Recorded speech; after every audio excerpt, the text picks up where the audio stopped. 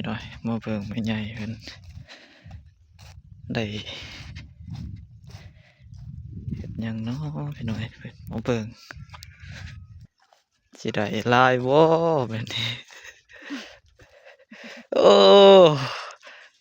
ได้หลายขนาดจนเต็มกระปุกพี่น้อยพี่พี่น้อยกุดจี้พี่น้อยบ่ฮู้ว่าพี่น้องทางนั้นสิมีบ่ทางบ้าน F2 F4 พี่น้อยจี้แนวนี้พี่น้อยพี่นี่ได้บักหลายๆพี่น้อยเด้โอ้โตบักใหญ่ๆพี่โอ้หลายเนาะฝนตกแบบนี้พี่น้อยกำลังมีแหล้ว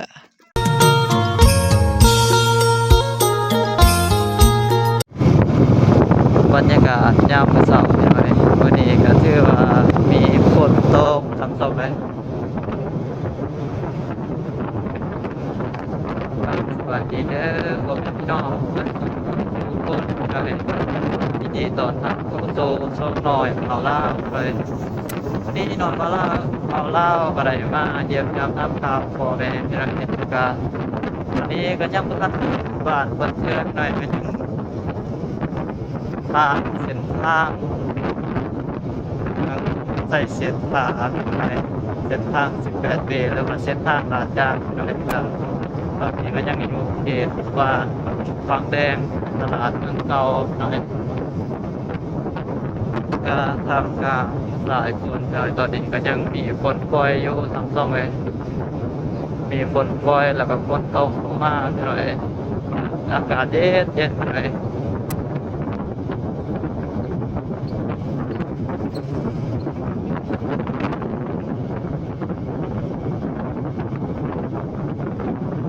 นี่ก็สั่งตลาดเก่าหรือว่าตลาดมันใส่เสื้อผ้าถึงแดงใส่เสื้อผ้า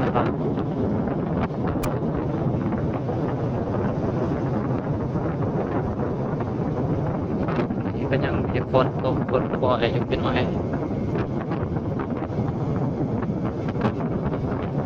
ก็สิได้ก็ยับยั้งทำข่าวกันเป็นหน่อยก็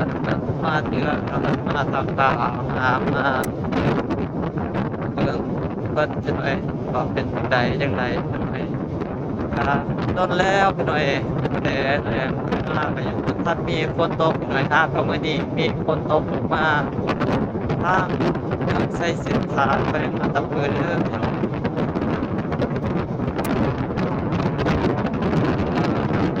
งแต่ละตอนมีคนตกอยู่ทางที่เราหอดน้ำหอมไปทางทางแวกอาดตะเพิ่นเลยมีคนตกอยู่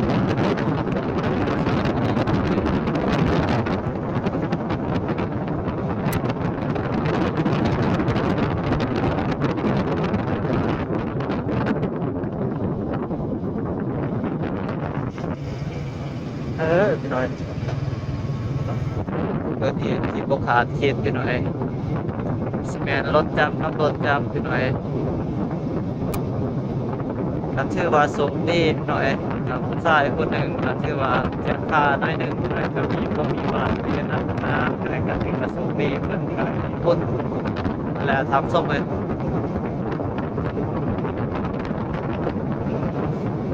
ก็สิแม่นคนหนึ่งนี่ท่านหนึ่งนี่ไปซื้อพี่น้อยท่านหนึ่งสิแม่นได้ที่เอา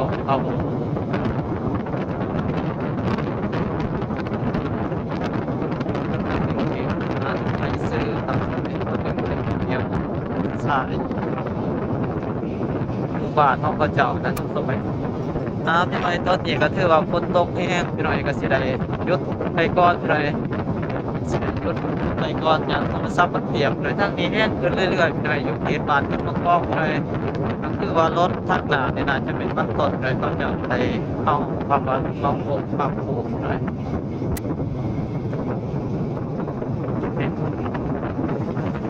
พี่น้อยประมาณนี้ก่อนพี่น้อยจบไปก่อนตามสมัยญาติโทรศัพท์เปียกนะครับนำมันสิเข้าโทรศัพท์พี่น้อยพี่น้อยบรรยากาศยามมื้อเช้าพี่น้อยตอนนี้ก็ได้ฮอดบ้านของคุณพ่อคุณแม่พี่น้อยแต่ว่ายังบ่ทันฮอดเรือนของเพิ่นก่อนพี่น้อยพู้นพี่น้อยงัวควาย รยากาศมืดครึ้มพี่น้อยทางนี้ฝนก็ปล่อยลงมาเลยทันสมัยก็ช่วงนี้ก็บรรยากาศพี่น้องเพิ่นอยู่ไห้อยู่หน้าพี่น้อยพี่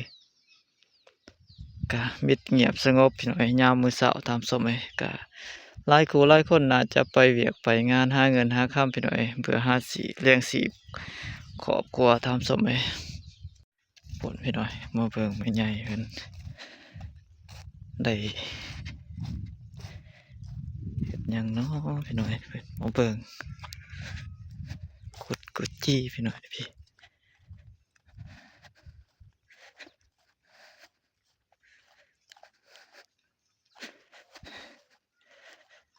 สิได้หลายบ่แบบนี้ โอ้ได้หลายขนาดจนเต็มกระปุกพี่น้อยพี่พี่น้อยกุดจี้พี่น้อยบ่ฮู้ว่าพี่น้องทางนั้นสิมีบ่ทางบ้าน F2 F4 พี่น้อยจี้แนวนี้พี่น้อยพี่นี่ได้บักหลายๆพี่น้อยเด้โอ้โตบักใหญ่ๆพี่โอ้หลายเนาะฝนตกแบบนี้พี่น้อยกำลังมีแหล้ว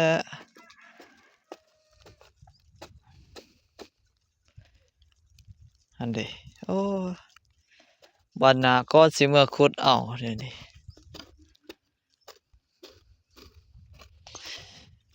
พี่น้อยนี่พี่น้อยนี่แหละกองขี้ควายคือแนวนี้แหละตามสมัยหาขุดนี่โอ้ยสิได้หลายเด้อพี่น้อยพี่3-4กองพี่น้อยทางนั้นก็มีนี่ก็มีหมดเลยเพิ่นไปต่อหาบอนอื่นพี่น้อยพี่ไปหาขุดหม้องกองไม้ทำสมัยได้จนอันนั้นเต็มกระปุกหน่อยพี่น้อยพี่น้อยก็ประมาณนี้แหละวิถีชีวิตบ้านนอกคอกนาพี่น้อยหาอยู่หากินแบบง่ายๆพี่น้อยบ่ได้ซื้ออาหารการกินอยู่ตามท้องตลาดพี่น้อยก็หาบ่อนใดก็พอหากินได้บ่อนใดก็กินเป็นหั่นก็หาไปพี่น้อยก็คือว่าอยู่ไร่อยู่นาแบบนี้พี่น้อยหากบหาเขียดทำสมัยหาสอนกุ้งสอนหวกสอนปูสอนปลาตามห้วยตามห้องพี่น้อย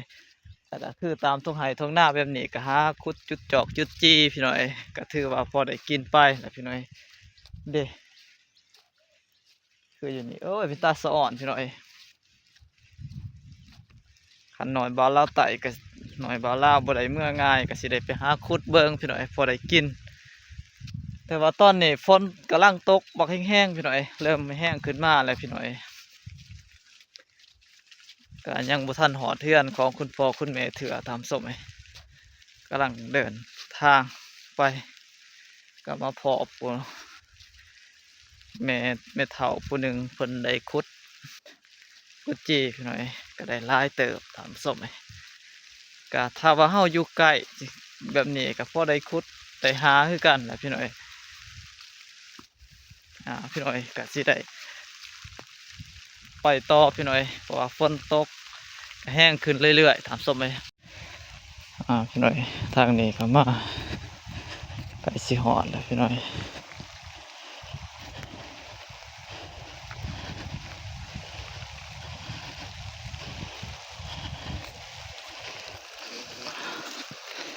โอ้แห้งขึ้นเรื่อยๆ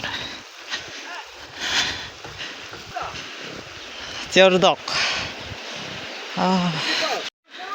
พี่น้อยต้นนี้หอดเทือนของคุณพ่อคุณแม่แล้วพี่น้อยพี่พี่น้อยก็ฝนตกพี่น้อยเพิ่นได้สานสุ่มเป็ดสุ่มไก่พี่น้อยพี่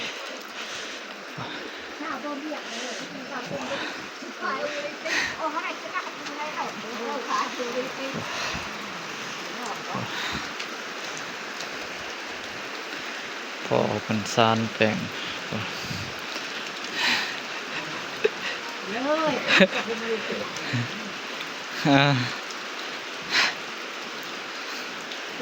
เปียกหมดพี่น้อยพี่